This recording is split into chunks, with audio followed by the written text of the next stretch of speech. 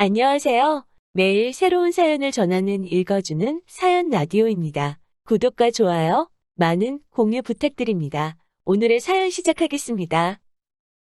안녕하세요. 결혼을 약속했던 남자친구에게 큰 실망을 하고 파혼을 하게 된 30대 여성입니다. 이런 남자 때문에 버린 지 지난 시간을 생각하면 속이 상하다 못해 쓰려서 입에서 단내가 날 지경이에요. 남자친구라고 부르고 싶지도 않지만 마땅한 호칭이 떠오르지 않아 일단은 편의상 남자친구라고 할게요.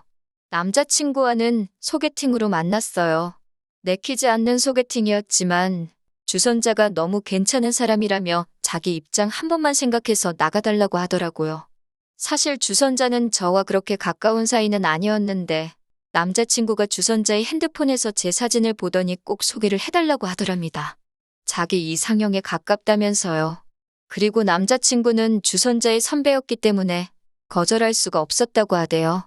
운동하는 쪽이라서 선후배 관계가 좀 더 어렵다고 저한테 한 번만 부탁한다고 매달리는데 좋은 일하는 셈 치고 알겠다고 했어요. 소개팅을 한다고 해서 꼭 사귀어야 하는 건 아니잖아요. 그렇게 만나게 된 남자친구는 키도 크고 체격도 좋고 솔직히 제가 여자치고도 작고 왜소한 편이라서 뭐랄까 저하고 반대인 이성에게 끌리거든요. 그래서 처음 남자친구에 대한 인상이 나쁘지 않았어요. 남자친구야 뭐 이미 저한테 호감을 갖고 나온 자리라서 그런지 제 기분을 맞춰주려고 노력하는 게 눈에 보였고요.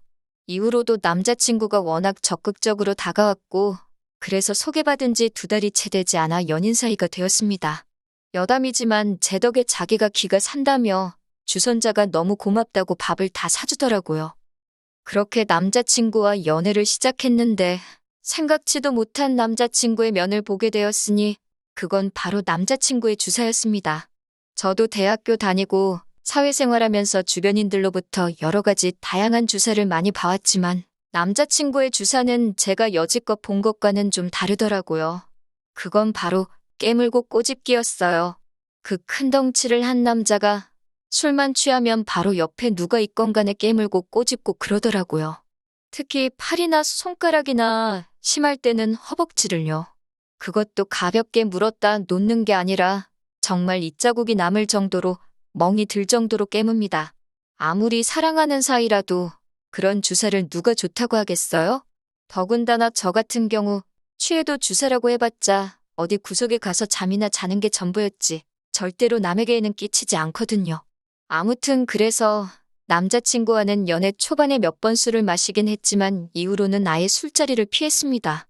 고치라고 몇 번이나 말했지만 노력해도 안 된다고 하고 그리고 솔직히 술 취한 사람이 노력을 어떻게 하겠어요? 그냥 같이 술 안 먹고 술자리에도 못 가게 하고 그런 식이었지요. 그러다 작년 어버이날이었어요. 저는 본가에서 살고 있었지만 남자친구는 서울에서 자취를 하고 있었거든요. 서울에 있는 대학에 합격한 데다가 학과 특성상 학교에 오래 붙어 있어야 하던 탓에 자취를 시작했다고요. 그리고 그렇게 독립해서 살던 사람이 대학교 졸업을 했다고 다시 본가로 들어가는 게 쉬울 리가 없었지요. 어차피 직장도 서울에서 잡아야겠다 싶어서 그렇게 서울에 자리를 잡게 되었답니다. 참고로 지금은 생뚱맞게 인테리어 회사에서 일을 하고 있어요. 한편 보통은 어머님께서 남자친구 집에 종종 오셔가지고 반찬도 두고 가시고 청소도 하고 가시고 그러더군요. 지나가는 말처럼 남자친구가 저더러 어머님 오시는 날 맞춰서 자기 집에 오라고 그래서 얼굴도 투구하면 좋겠지 않냐고 하는데 몇 번을 거절했네요.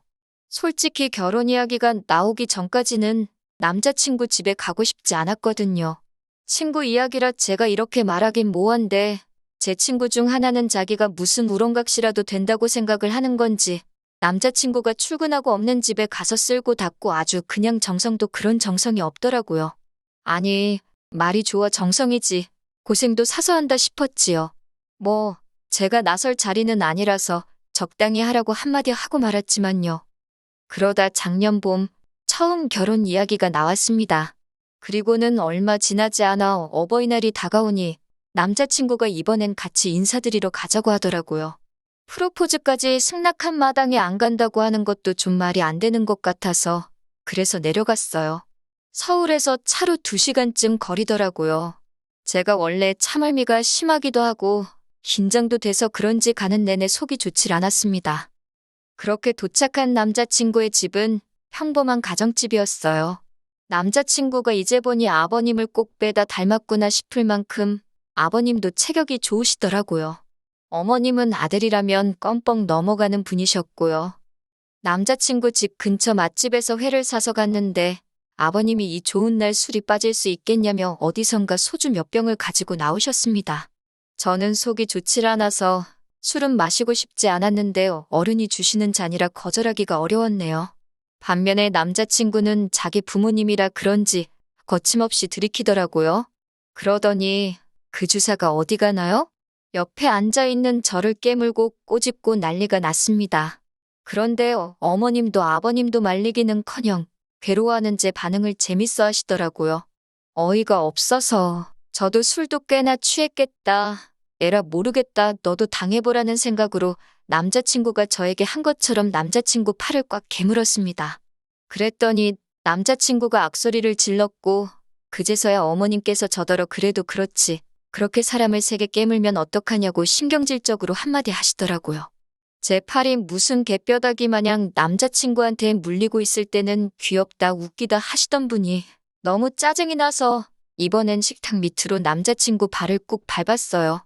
그러자 남자친구도 취기가 올라서 그런지 그걸 참지를 않고는 저한테 야하고 소리를 지르더라고요. 그래서 왜 하고 저도 받아쳤습니다. 그리고는 어머님 아버님께 저는 속이 너무 안 좋아서 좀 쉬어야겠다 하곤 남자친구가 본가에서 지낼 때 쓴다는 방에 들어가서 자버렸어요. 솔직히 지금 생각해보면 저도 제가 무슨 정신으로 그랬는지 잘 모르겠습니다. 그렇게 몇 시간이나 잤을까요? 남자친구가 이제 집에 가자며 저를 깨우더라고요. 근데 남자친구가 아직 술이 다 깬 것 같지가 않았어요. 저도 마찬가지였고요. 그래서 대리 불러서 가자고 했더니 남자친구가 자기 술 다 깼는데 저더러 과민 반응이랍니다. 다행히 이때는 어머님께서 그러지 말고 제 말대로 대리 불러서 가라고 해주셨어요. 그래서 대리 불러서 왔는데 농담이 아니고 대리비만 거의 20만 원 가까이 나왔습니다. 돈이 아깝기는 했지만 누굴 탓하겠어요. 그래도 어머님 아버님 댁에서 자고 오자고 안 하는 게 어디냐 그렇게 생각했습니다. 바보같이 눈에 씌인 콩깍지 때문에 그 와중에도 좋은 점만 보려고 했던 것 같아요. 이후로 저희는 천천히 결혼 준비를 해나가기 시작했습니다. 금전적인 부분부터 시작해서 제 생각과 다른 부분도 있었고 서로 직장 문제도 있어서 뭐 하나 속 시원하게 진행되지가 않더라고요. 그리고 이것 때문에 남자친구와 조금씩 다투기도 했어요. 아무리 서로 다른 두 사람이 만나서 하는 결혼이라지만 연애 때는 안 그랬는데 왜 막상 결혼 준비를 시작하니까 이렇게 다투게 되는 건지 이해할 수가 없었지요. 헤어져야 하나 그런 생각을 안 한 것도 아니었네요. 하지만 늘 결정적인 순간에 남자친구가 먼저 미안하다 손을 내밀었고 저도 30이 넘은 나이에 이 사람과 헤어지면 다른 누군가랑 다시 언제 또 시작하나? 그리고 이 모든 과정을 또 반복해야 될 거라 생각하니 답답하기도 했고요. 그래서 남자친구가 손 내밀면 못 이긴 척 잡고 그렇게 버텼던 것 같아요. 다른 사람들도 별반 다르지 않을 거라고 스스로를 이해시키면서 말이에요. 한편 그러다 지난 늦은 가을에 저희 어머니가 큰 사고를 당하셨어요. 원래도 무릎이 안 좋으신데 계단에서 넘어지시면서 그대로 고꾸라지셔가지고 무릎이 완전히 나가서 수술하고 철심을 박으셨지요. 그뿐만이 아니라 어깨도 심하게 골절이 되었고요. 병원에도 꽤 오래 입원해 계셨습니다. 그런데 남자친구가 한 번도 얼굴을 안 비추더라고요. 저는 내심 자진해서 남자친구가 먼저 언제 뵈러 가도 될 거냐, 건강은 좀 어떠시냐 하고 물어봐 주길 바랬는데 하다못해 틀에 박힌 안부 인사는 고사하고 저희 어머니가 입원을 하신 바람에 결혼 준비가 좀 늦어지는 것 같다고 서운해하더라고요. 그런 사람한테 병문안 이야기를 하기가 어찌나 구차하게 느껴지던지. 그리고 돌이켜 생각해보면 이로 인해 남자친구를 향한 제 마음이 조금씩 달라지고 있었던 것 같아요. 다만 여러 가지로 신경 쓸 일이 많다 보니 남자친구에 대한 마음을 가지고 고민할 여력조차 없었다고 할까요? 그런데 안 좋은 일은 왜 한 번에 연달아 터지는 건지 모르겠습니다. 저희 어머니가 퇴원을 하시고 얼마 되지 않았던 때였습니다. 생각지도 못한 충격적인 이야기를 듣게 되었어요. 그건 바로 남자친구의 어머님께서 간암 판정을 받으셨다고요. 너무 늦게 검사를 받으신 탓에 간암인 걸 알게 되기는 했지만 손도 써볼 수 없을 만큼 늦은 상태였답니다. 의사 말로는 길면 3-4달은 버틸 수 있을 거라길래 그때부터 남자친구와 저도 결혼식 준비에 박차를 가했어요. 집이고 혼수고 그런 건 나중에 해도 된다. 일단 식부터 빨리 올리자며. 그런데 솔직히 털어놓자면 저는 마음이 불편했어요. 저도 여자고 결혼에 대한 저 나름대로의 기대치라던가 그런 게 있었으니까요. 그래서 갑자기 번갯불에 콩거 먹듯 준비에 박차를 가하는 게 내키지 않았네요. 하지만 동시에 비록 한 번밖에 뵌 적 없는 어머님이셨지만 마음이 쓰이더라고요. 복잡한 심정이었네요. 하지만 어머님께서는 한 달도 채 버티지 못하고 세상을 떠나셨습니다. 한 달은 마음의 준비를 하기에도 부족한 시간이었고 남자친구에게는 어쨌든 갑작스러운 일이었지요. 그렇게 어머님 장례식장에 저는 당연히 갔습니다. 회사에 휴가를 냈고 그렇게 3일 내내 남자친구 옆을 지키며 조문객을 맞았어요. 비록 결혼은 하지 않았지만 그게 마땅히 제 할 도리라고 생각했습니다. 저희 부모님께서도 안타까워하시며 부의금으로 50만 원 보내셨고요. 그렇게 장례식이 끝나고 한 일주일쯤 지났을 때였어요. 결혼 이야기는 다시 올스탑이 된 상황이었고요. 그런 와중에 하루는 늦은 밤이었는데 밖에서 고래고래 누군가 제 이름을 부르는 것 같더라고요. 그래서 내다보니 세상에 한눈에 봐도 남자친구가 고주망태가 되어서는 아파트 단지 내에서 그렇게 시끄럽게 저를 찾고 있는 게 아니겠어요? 제가 놀라서 뛰어내려갔습니다. 그랬더니 남자친구가 제 어깨를 딱 잡고서는 저더러 한다는 소리가 저희 부모님 후회할 거랍니다. 자기가 저랑 결혼하면 저희 부모님한테 어떻게 하는지 한번 두고 보래요. 저는 이게 무슨 소린가 제 귀를 의심했지요. 무슨 소리를 하는 거냐고 정신 차리라니까 어떻게 어머님 장례식에 저희 부모님이 안 오실 수가 있냐고 그래요. 하지만 저희 어머니는 수술로 인해 여전히 혼자 거동이 어려우신 상황이었고 아버지께서는 직장에 나가셔야 했으니 당연한 거 아닌가요? 그리고 저희 어머니가 아프셨을 때 안부 한번 제대로 묻지 않았고 전화 한번 드린 적 없으면서 어쩜 이렇게 사람이 뻔뻔한가 싶더라고요. 그래서 제가 지금 그게 네가 할 소리냐고 물었어요. 100번 양보해서 우리 부모님이 안 가서 네가 서운하다고 쳐도 뭐 나랑 결혼하면 우리 부모님한테 뭐 어쩔 거냐고 그게 지금 협박이냐고 따졌지요. 무서워서 너랑 결혼하겠냐고 헛소리 짓거리는 거 보니 너랑 결혼 못하겠다고 헤어지자 했습니다. 사실 그때만 하더라도 반은 진심, 반은 홧김에 내뱉은 말이었어요.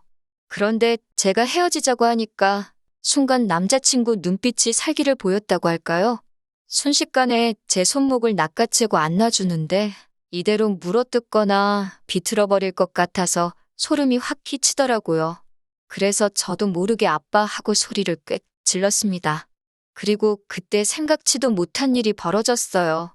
저희 동뿐만 아니라 옆동과 앞동 아파트에서 몇몇 아저씨들이 뛰쳐나오셨거든요.